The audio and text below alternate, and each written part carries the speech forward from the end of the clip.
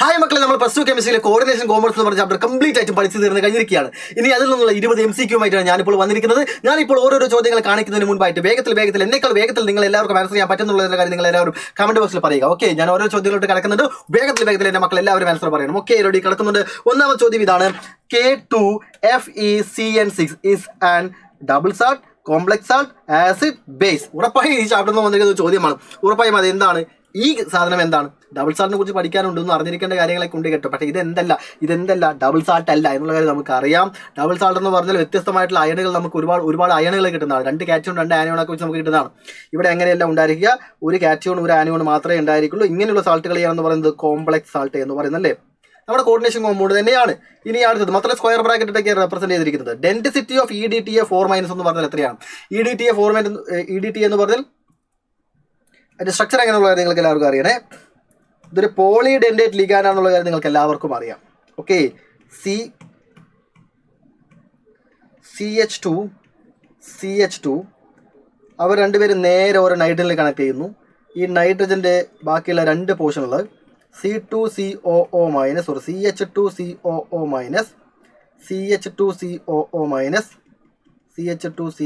Minus. ഇവിടെ ഒരു metal atom ഉണ്ടെങ്കിൽ 1, 2, 3, 4, 5, 6 ഡോണർ ആറ്റങ്ങളാൽ കണക്ട് ചെയ്യപ്പെടുന്നതാണ്. ഈ ഒരു ലിഗാൻഡാണ് EDTA 4- എന്ന് പറയുന്നത്. ഇവിടെ 4 ഓക്സിജൻ ആറ്റങ്ങളുണ്ട്, അതിന് പുറമെ 2 നൈട്രജൻ ആറ്റങ്ങളും. 4ഉം 2ഉം 6 ഡോണർ ആറ്റങ്ങളുള്ള ഒരു പോളിഡെൻഡേറ്റ് ലിഗാൻഡ് ആണ് എന്ത്, EDTA എന്ന് പറയുന്നത്. അതിന്റെ ഡെൻസിറ്റി 6 ആണ്. എത്ര ഡോണർ ആറ്റങ്ങളുണ്ട്? ഒരാള് എത്ര ഡോണർ ആറ്റങ്ങളാൽ കണക്ട് ചെയ്യപ്പെട്ടിരിക്കുന്നു സെൻട്രൽ മെറ്റൽ ആറ്റുമായിട്ട്, അതിന് ഡെൻസിറ്റി എന്ന് പറയുന്നത്. ഒരാൾ എത്ര കോർഡിനേറ്റ് ബോണ്ട് ഉണ്ടാക്കുന്നു, അതാണ് ഡെൻസിറ്റി. ക്ലിയർ? 4 കോർഡിനേറ്റ് ബോണ്ടാണ് 6 കോർഡിനേറ്റ് ബോണ്ടാണ് ഈ ഒരാൾ ഉണ്ടാക്കുന്നത്. അതിന്റെ ഡെൻസിറ്റി 6 ആണ്. അടുത്തോട്ട് കിടക്കുന്നുണ്ട്. അടുത്ത ചോദ്യം ഇതാണ്: the coordination number of the complex is dash. Coordination number കണ്ടുപിടിക്കാനുള്ള ഐഡിയ ഒക്കെ ഞാൻ പറഞ്ഞിട്ടുണ്ടായിരുന്നു. കോർഡിനേഷൻ നമ്പർ നിങ്ങൾ നോക്കുക. ഇവിടെ തന്നിരിക്കുന്നത് C2O4 ട്വൈസ് ഇങ്ങനെയാണ് തന്നിരിക്കുന്നത്. അപ്പോൾ ഇവിടെ C2O4 എന്ന് പറയുന്നത് 2 എണ്ണം, NH3 എന്ന് പറയുന്നത് 2 എണ്ണം, ടോട്ടലായിട്ട് 4 ആണ്. 4 പേരാണ് കട്ടായിരിക്കുന്നത് എന്ന് പറഞ്ഞാൽ തെറ്റാണ്. ഓപ്ഷൻ ഒന്നാമത് 4 ഇല്ല. 4 വെക്കായിരുന്നു ഓപ്ഷനിൽ. ഓപ്ഷൻ ഒന്നാമത് 4 ഇല്ല. ഞാൻ പറഞ്ഞിരുന്നു കോർഡിനേഷൻ നമ്പർ എന്ന് പറഞ്ഞാൽ 4 അല്ലെങ്കിൽ 6 മാത്രമേ വരൂ. നമുക്ക് പഠിക്കാനുള്ളതിൽ തന്നിരിക്കുന്ന കോമ്പൗണ്ടിൽ കോർഡിനേഷൻ നമ്പർ എത്രയാണെന്ന് നിങ്ങൾ ചിന്തിച്ച് തലമുണ്ടാക്കേണ്ട ആവശ്യമില്ല എന്ന് പറഞ്ഞിട്ടുണ്ട്. കോർഡിനേഷൻ നമ്പർ 4 അല്ലെങ്കിൽ 6 മാത്രമേ വരൂ. ഇവിടെ ഉറപ്പായും 4 ഇല്ലാത്ത സ്ഥിതിക്ക് നിങ്ങൾക്ക് 6 ഉറപ്പിച്ച് എഴുതാവുന്നതാണ്. ഒരുപക്ഷെ 4, 6 എന്നൊരു നമ്പർ കൂടെ ഉണ്ടെങ്കിൽ എങ്ങനെയാണ്, കൺഫ്യൂസ് ആവാതെ വേണം നിങ്ങൾ കണ്ടുപിടിക്കുക. ഇവിടെ നോക്കണേ നിങ്ങൾ, C2O4 എന്ന് പറഞ്ഞാൽ C2O4 2- എന്ന് പറഞ്ഞാൽ അതൊരു ഡൈഡെൻഡേറ്റ് ലിഗാൻഡ് ആണ്. അതായത് അവന്റെ ഡെൻസിറ്റി 2 ആണ്. C2O4 2- എന്ന് പറയുന്നത് 2 ഡോണർ ആറ്റങ്ങളാൽ കണക്ട് ചെയ്യപ്പെടുന്നു. 2 ഡോണർ ആറ്റങ്ങൾ കൊണ്ടാണ് സെൻട്രൽ മെറ്റൽ ആറ്റത്തെ കണക്ട് ചെയ്യുന്നത്. ഞാൻ C2O4 ആണെങ്കിൽ എനിക്ക് 2 ഡോണർ ആറ്റം ഉണ്ട്. ഇതാണ് ഡൈഡെൻഡേറ്റ്. ക്ലിയർ? അപ്പോൾ ഒരാൾ 2 കണക്ഷൻ ഉണ്ട്, ഒരാൾ 2 കോർഡിനേറ്റ് ബോണ്ട് ഉണ്ടാക്കുന്നുണ്ട്. അപ്പോൾ C2O4 എന്ന് പറയുന്നത് 2 എണ്ണം ഉണ്ട്. അപ്പോൾ 2 പേര് എത്ര ബോണ്ട് ഉണ്ടാക്കും? 4 കോർഡിനേറ്റ് ബോണ്ട് ഉണ്ടാക്കും. C2O4 2 എണ്ണം ഉണ്ട്, ടോട്ടലായിട്ട് 4 കോർഡിനേറ്റ് ബോണ്ട് ഉണ്ടാക്കും. NH3 2 എണ്ണം, ടോട്ടലായിട്ട് 6 കോർഡിനേറ്റ് ബോണ്ട്. ഡെൻസിറ്റി എത്രയാണ്? ഇതിന്റെ കോർഡിനേഷൻ നമ്പർ എത്രയാണ്? 6 ആണ്. ക്ലിയർ? അടുത്തത്, the oxidation state of nickel in NiCO4 charge എത്രയെന്ന് പറയണം മക്കളെ. NiCO4 ചാർജ് എത്രയാണ്?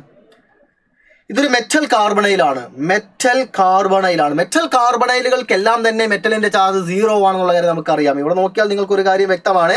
കാർബണൈൽ എന്ന് പറഞ്ഞാൽ ലിഗാൻഡിന്റെ ചാർജ് 0 ആണ്. ഇതൊരു ന്യൂട്രൽ മോളിക്യൂളുമാണ്. എങ്കിൽ നിക്കലിന്റെ ചാർജ് എന്തായേ പറ്റൂ? 0 ആയേ പറ്റൂ. ആൻസർ എന്താണ്? 0 ആണ്. അല്ലെങ്കിൽ മെറ്റൽ കാർബണൈലിന്റെ ചാർജ് എല്ലാം എന്താണ്? 0 നമുക്കറിയാം. മെറ്റൽ കാർബണൈലുകളിൽ മെറ്റൽ ചാർജ് എല്ലാം 0 ആണെന്നുള്ള കാര്യം നമുക്കറിയാം.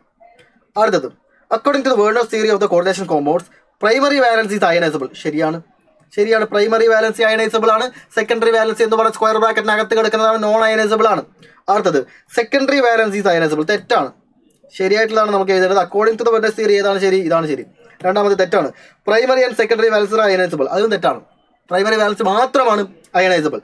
Neither primary nor secondary is ionisable. അതൊക്കെ തെറ്റാണ്. ഓക്കെ, ഒന്നാമത്തെ ഇത് മാത്രമാണ് ശരി. ദ ലിഗാൻഡ് NH2CH2 NH2 എന്ന് പറഞ്ഞ എത്തിലീൻ ഡൈയമീനും ഈഥേൻ 1,2 ഡൈയമീനാണ്.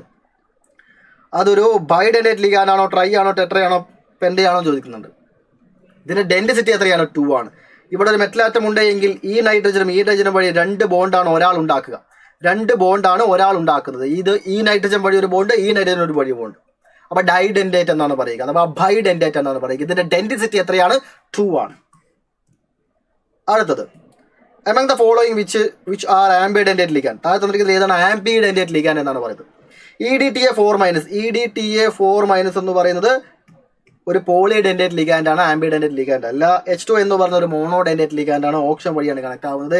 NH3 എന്ന് പറഞ്ഞാൽ ഒരു മോണോഡെൻഡേറ്റ് ലിഗാൻഡ് ആണ്, അഥവാ യൂണിഡെൻഡേറ്റ് ലിഗാൻഡ് ആണ്, നൈട്രജൻ വഴിയാണ് കണക്ട് ആവുന്നത്. SCN- ആണ് ആൻസർ എന്ന് പറയുന്നത്. SCN- ഉണ്ട്, NCS- ഉണ്ട്. ഇതിൽ 2 ഡോണർ ആറ്റം ഉണ്ട്. സൾഫർ വഴിയും ബോണ്ടിങ് ഉണ്ടാക്കും, നൈട്രജൻ വഴിയും ബോണ്ടിങ് ഉണ്ടാക്കും. അറ്റ് എ ടൈം ഒരാൾ വഴിയേ ബോണ്ട് ഉണ്ടാക്കുന്നുള്ളൂ, ഒന്നുകിൽ സൾഫർ വഴി അല്ലെങ്കിൽ നൈട്രജൻ വഴി. ഇതിനെയാണ് ആംബിഡെൻഡേറ്റ് ലിഗാൻഡുകൾ എന്ന് പറയുന്നത്. ഇനി നമ്മൾ പഠിച്ച അടുത്ത ആംബിഡെൻഡേറ്റ് ലിഗാൻഡ് ഏതൊക്കെയാണ്? CN-, NC-, പിന്നെ NO2-, ONO-. ഇവരൊക്കെയാണ് നമ്മൾ പഠിക്കുന്ന ആംബിഡെൻഡേറ്റ് ലിഗാൻഡ്സ്. ക്ലിയർ? അടുത്ത ചോദ്യം, 8ാമത്തെ ചോദ്യം. Coordination number of COEN twice Cl2. ഈ കോമ്പൗണ്ടിലും കോർഡിനേഷൻ നമ്പർ ആണ്. കോർഡിനേഷൻ നമ്പർ 4 അല്ലെങ്കിൽ 6 ആണ് വരിക. കോർഡിനേഷൻ നമ്പർ 4ഉം 6ഉം ഓപ്ഷനിലുണ്ട്. അതുകൊണ്ട് തന്നെ കൺഫ്യൂസിംഗ് ആക്കാവുന്നതാണ്. ഒരു കൺഫ്യൂഷൻ വേണ്ട ആവശ്യമില്ല. ക്ലോറിൻ എത്രമാണ്? 2 എണ്ണമാണ്. ഒരു ക്ലോറിൻ ഒരു ബോണ്ടേ ഉണ്ടാക്കുന്നുള്ളൂ. അപ്പോൾ 2 ക്ലോറിൻ 2 ബോണ്ട് ഉണ്ടാക്കും. അപ്പോൾ കോർഡിനേറ്റ് ബോണ്ടുകളുടെ എണ്ണം 2 ആയി.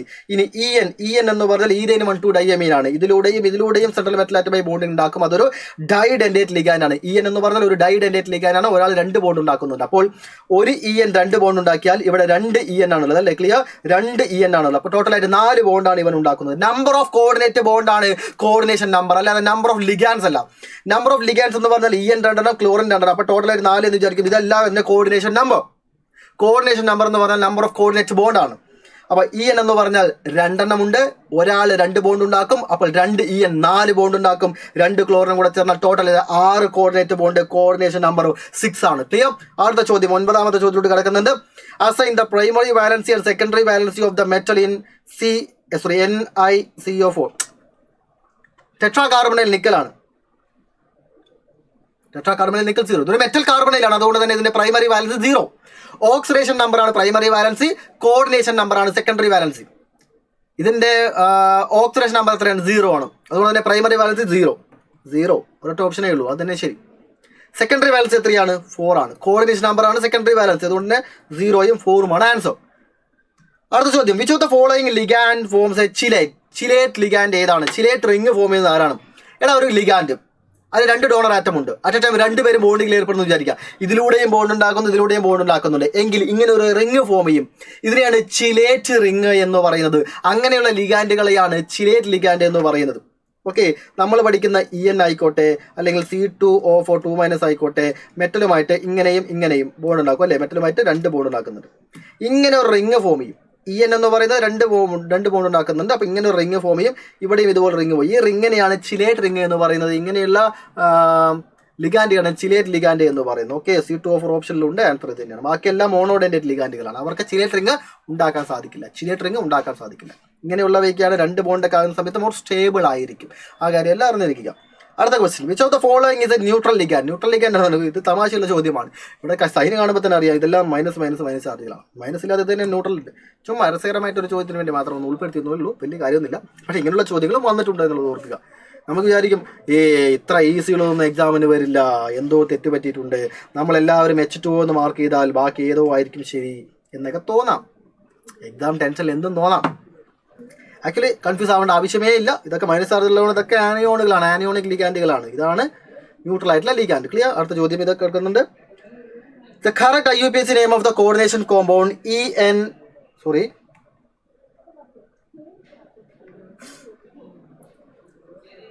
COEN thrice 3+. ഇതൊരു അയൺ ആണ്, ന്യൂട്രൽ ആയിട്ടുള്ള കോമ്പൗണ്ട് അല്ല. ഇതിൽ ആദ്യം നിങ്ങൾ കണ്ടുപിടിക്കേണ്ടത് സെൻട്രൽ മെറ്റൽ ആറ്റത്തിന്റെ ചാർജ് ആണ്.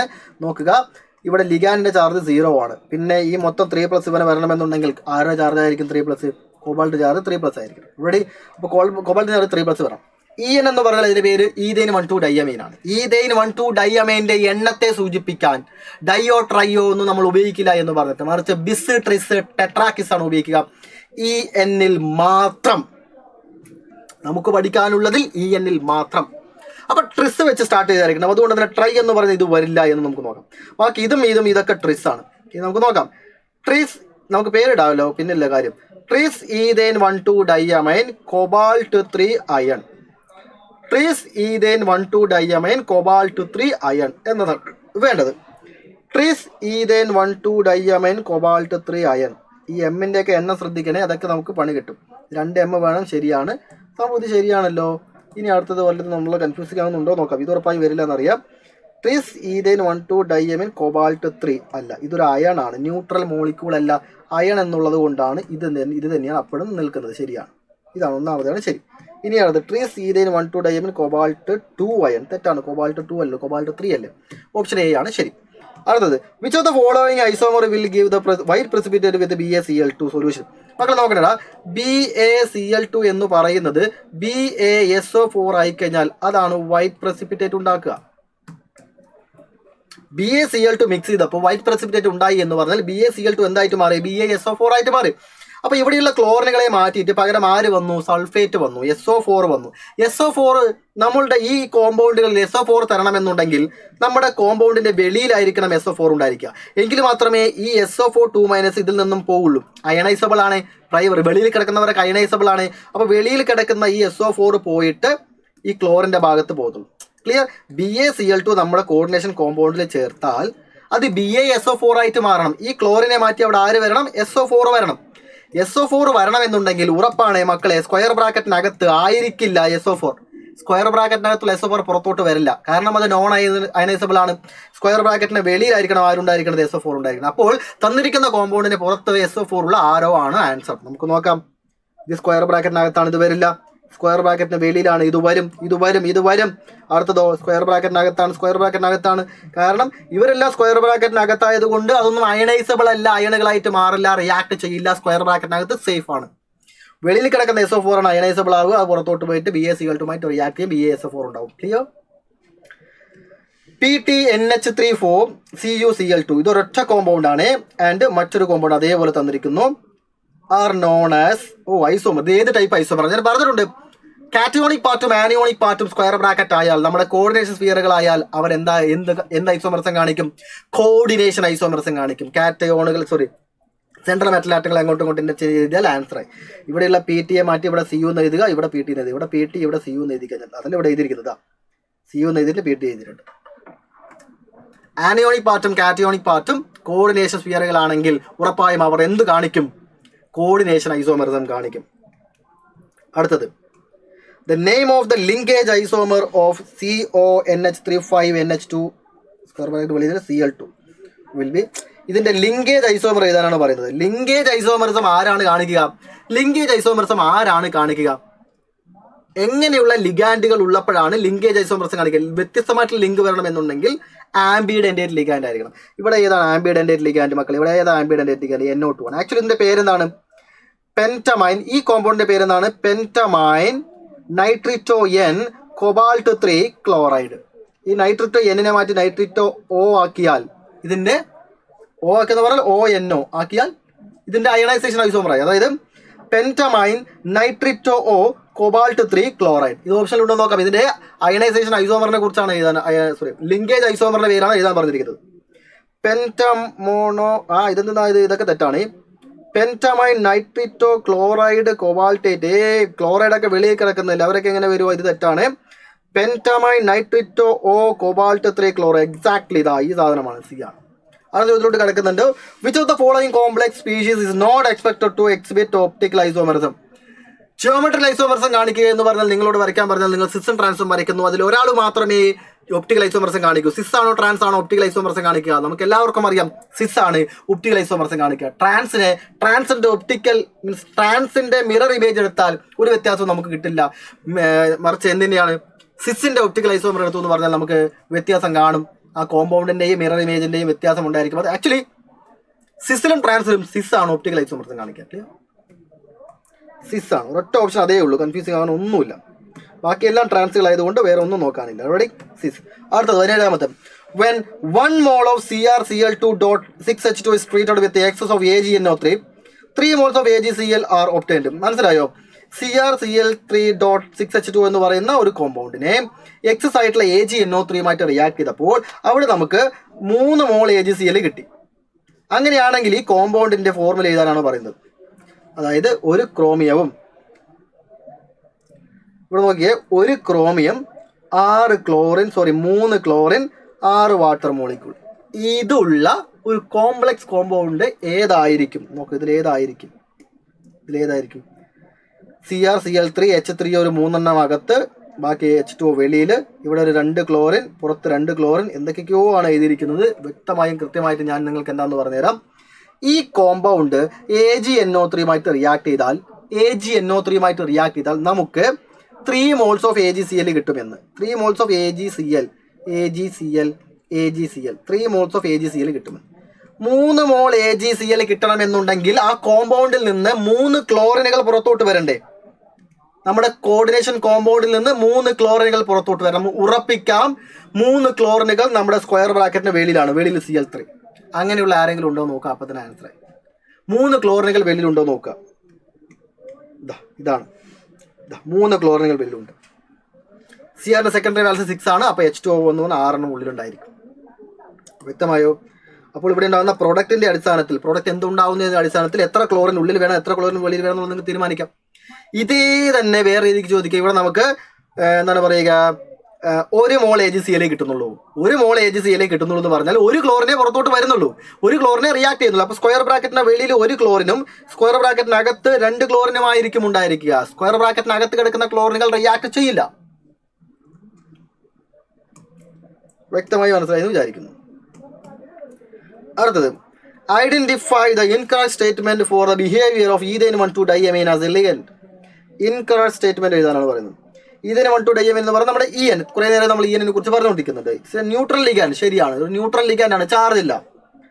ഇറ്റ് ഇസ് എ ഡൈഡന്റേറ്റ് ലിഗാൻഡ്, തീർച്ചയായും അതൊരു ഡൈഡന്റേറ്റ് ലിഗാൻഡ് ആണ്. ഇതിലൂടെയും കണക്ട് ചെയ്യും. 2 നൈട്രജൻ ആറ്റമാണ് ഡോണർ ആറ്റം, 2 വഴിയും കണക്ട് ആവുന്നുണ്ട്. It is a chelate ligand, correct ആണ്. EN എന്ന് പറഞ്ഞാൽ മെറ്റൽ ആറ്റോമായിട്ട് ഇതിലൂടെയും ബോണ്ടിൽ ഏർപ്പെടുന്നതുകൊണ്ട് ഇങ്ങനെ ഒരു ചിലേറ്റ് റിംഗ് ഫോം ചെയ്യുന്നുണ്ട്, ചിലേറ്റ് ലിഗാൻഡ് ആണ്. ഇറ്റ് ഇസ് എ യൂണിഡെന്റേറ്റ് ലിഗാൻഡ്, തെറ്റാണ്. ബൈഡെന്റേറ്റ് ലിഗാൻഡ് ആണെന്ന് പറഞ്ഞു കഴിഞ്ഞാൽ, ഡൈഡെന്റേറ്റ് ലിഗാൻഡ് ആണെന്ന് പറഞ്ഞു കഴിഞ്ഞാൽ പിന്നെ അവിടെ എന്താണ് യൂണിഡെന്റേറ്റ് ലിഗാൻഡ്. 2 ഡോണർ ആറ്റം ഉള്ളത് കൊണ്ട് തന്നെ അത് ഡൈഡെന്റേറ്റ് ലിഗാൻഡ് ആണ്, യൂണിഡെന്റേറ്റ് ലിഗാൻഡ് അല്ല. നമുക്ക് വേണ്ട ആൻസർ എന്ന് പറഞ്ഞാൽ D ആണ്. 19ാമത്തെ ചോദ്യത്തോട്ട് കളിക്കുന്നുണ്ട്. The stabilisation of coordination compounds due to the chelation is called chelate effect. Chelate effect കാരണം, അതായത് ചിലേറ്റ് റിംഗ് ഉണ്ടാക്കുകയല്ലേ, 2 ഡോണർ ആറ്റം വഴി ഇങ്ങനെ കണക്ട് ചെയ്താൽ ചിലേറ്റ് റിംഗ് ഫോം ചെയ്യും. അങ്ങനെ ഫോം ചെയ്താൽ മോർ സ്റ്റേബിൾ ആയിരിക്കുമെന്ന് ഞാൻ നേരത്തെ കോട്ട് ചെയ്തിരുന്നു.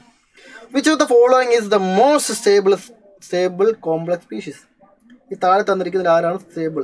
സിമ്പിളായി ചോദിച്ചാൽ ഇവിടെ ഏതാണ് ചിലേറ്റ് റിംഗ് ഫോം ചെയ്യുന്ന ലിഗാൻഡ് ഉള്ളത് എന്നാണ്. ഇവനാണോ? അല്ല. ഇവനാണോ? അല്ല. ഇവനാണോ? ആണ്. ഇപ്പോൾ ചിലേറ്റ് റിംഗ് ഫോം ചെയ്യും, അപ്പോൾ മോർ സ്റ്റേബിൾ ആയിരിക്കും. റെഡി? C എന്ന് പറഞ്ഞ ആൻസറാണ് ശരി. Last question, the hybridization involve in the complex NiCN4 -. മക്കളെ, ഇങ്ങനെ ഒരു കോമ്പൗണ്ട് തന്നാൽ അതിന്റെ വേഗം ഹൈബ്രിഡൈസേഷൻ ജിയോമെട്രിക്ക് പറയാൻ പറ്റുന്ന ഐഡിയ അല്ല ഞാൻ കഴിഞ്ഞ ക്ലാസ്സിൽ പറഞ്ഞു തന്നിരുന്നു. NiCN4 എന്ന് പറഞ്ഞാൽ നിക്കലിന്റെ അറ്റോമിക് നമ്പർ 3 ആണ്. ഓരോ എലമെന്റുകളുടെ അറ്റോമിക് നമ്പർ വളരെ ഈസി ആയിട്ട് ഓർത്ത് വെക്കാനും ഔട്ടർ മോസ്റ്റ് ഇലക്ട്രോണിക് കോൺഫിഗറേഷൻ എഴുതി വെക്കാൻ ഓർത്തെടുക്കാനുമുള്ള ഐഡിയകളും ഒരുപാട് ട്രിക്കുകളും എല്ലാം ഞാൻ കഴിഞ്ഞ ക്ലാസ്സിൽ പറഞ്ഞു തന്നിട്ടുണ്ടായിരുന്നു. കാണാത്തവരുണ്ടെങ്കിൽ കാണുക. നമുക്കറിയാം നിക്കലിന്റെ അറ്റോമിക് നമ്പർ എന്ന് പറഞ്ഞാൽ 28 ആണ്. ഔട്ടർ മോസ്റ്റ് ഇലക്ട്രോണിക് കോൺഫിഗറേഷൻ എന്ന് പറഞ്ഞാൽ 4s2 3d8 ആണ്. ഇവിടെ നിങ്ങൾ നോക്കിയാൽ മനസ്സിലാവും നിക്കലിന്റെ ചാർജ് +2 ആണ്. ഇതൊക്കെ വേഗം ചെയ്യാവുന്നതേ ഉള്ളൂ. നിക്കലിന്റെ ചാർജ് +2 ആണ്. അങ്ങനെയാണെന്നുണ്ടെങ്കിൽ ഇതൊക്കെ മനസ്സിൽ ചെയ്യാവുന്നില്ല. നിക്കലിന്റെ ചാർജ് +2 എന്ന് പറഞ്ഞാൽ അവസാനത്തെ 4s 2 ഇലക്ട്രോൺ പോയി കഴിഞ്ഞാൽ ബാക്കി എന്താണ്? 3d8 ആണ്. 3d8 എന്ന് പറഞ്ഞാൽ ബോക്സ് ഡയഗ്രാം എങ്ങനെയാണ് വരിക? ബോക്സ് ഡയഗ്രാം ഇത് മനസ്സിൽ ഓർത്താൽ മാത്രം മതിയാവും, അല്ലാതെ ഇതൊന്നും വരച്ച് വെക്കാൻ ആവശ്യമില്ല. കൺഫ്യൂഷൻ ഉണ്ടെങ്കിൽ മാത്രം വരച്ചാൽ മതി. 8 ഇലക്ട്രോണുകൾ എങ്ങനെയാണ്? 1 2 3 4 5 6 7 8. അതിൽ 2 അൺപെയർഡ് ഇലക്ട്രോണുകളാണ് ഉണ്ടായിരിക്കുക. 2 അൺപെയർഡ് ഇലക്ട്രോണുകൾ ഉണ്ടായിരിക്കുക. ഇവിടെ കോർഡിനേഷൻ നമ്പർ എത്ര നോക്കിക്കേ? കോർഡിനേഷൻ നമ്പർ 4 ആണ്. കോർഡിനേഷൻ നമ്പർ 4 ആണ് എന്നുണ്ടെങ്കിൽ ഇതിന്റെ ഹൈബ്രിഡൈസേഷൻ ഒന്നുകിൽ sp3 ആയിരിക്കണം, അല്ലെങ്കിൽ dsp2 ആയിരിക്കണം. ഇത് 2 എണ്ണമാണ് നമുക്ക് പഠിക്കാനുള്ളത്. ഇതൊരു സ്ട്രോങ് ഫീൽഡ് ലിഗാൻഡ് ആയതുകൊണ്ട് തന്നെ പെയറിംഗ് നടക്കും. ഇവിടെ സ്ട്രോങ് ഫീൽഡ് ലിഗാൻഡ് ആയതുകൊണ്ട് തന്നെ ഇവിടുത്തെ ഒരു ഇലക്ട്രോൺ ഇങ്ങോട്ട് ചാടിക്കും. അപ്പോൾ ഇവിടുത്തെ ഒരു D ഓർബിറ്റിൽ വേക്കൻ്റ് ആവും. അപ്പോൾ ഡിയും അതിനുശേഷമുള്ള പിയും എസും അതിനുശേഷമുള്ള 2 PM ആണ് എടുക്കുക. dsp2 ആണ് ആൻസർ. ഇതേ കോമ്പൗണ്ട് നമ്മൾ കഴിഞ്ഞ ക്ലാസ് ചെയ്തതാണ്. കാണാത്തവരുണ്ടെങ്കിൽ കാണുക. ഇത്രയും കാര്യങ്ങൾ നമുക്ക് ഡിസ്കസ് ചെയ്യാനുള്ളത്. ഈ ചാപ്റ്ററിന്റെ പരമാവധി ടോപ്പിക്സ് എന്നുള്ള ചോദ്യങ്ങൾ ഞാൻ ഉൾപ്പെടുത്തിയിട്ടുണ്ട്. ഇനി എന്തെങ്കിലും ഡൗട്ട്സ് താഴത്തെ കമന്റ് ബോക്സ് രേഖപ്പെടുത്താവുന്നതാണ്. കാണാത്തവരുണ്ടെങ്കിൽ ഈ ചാപ്റ്ററിനെ കുറിച്ചുള്ള ഫുൾ ഡീറ്റെയിൽഡ് ആയിട്ട് വീഡിയോ നമ്മുടെ ക്ലാസ്സുകളിൽ ലൈവ് എന്ന് പറയുന്ന സെഷനിൽ ഉണ്ടായിരിക്കും. കാണാത്തവരുണ്ടെങ്കിൽ കാണുക. അപ്പോൾ നിങ്ങൾ ഇന്നത്തെ ക്ലാസ് പറഞ്ഞ കംപ്ലീറ്റ് കാര്യം വളരെ വ്യക്തമായിട്ട് മനസ്സിലാക്കി വിചാരിക്കുന്നു. എന്ത് ഡൗട്ട്സ് ഞാൻ വെച്ചാൽ വീണ്ടും അടുത്ത ക്ലാസ്സിൽ കിട്ടിയ ടോപ്പിക്കിന് വേണമെങ്കിൽ താങ്ക് യു.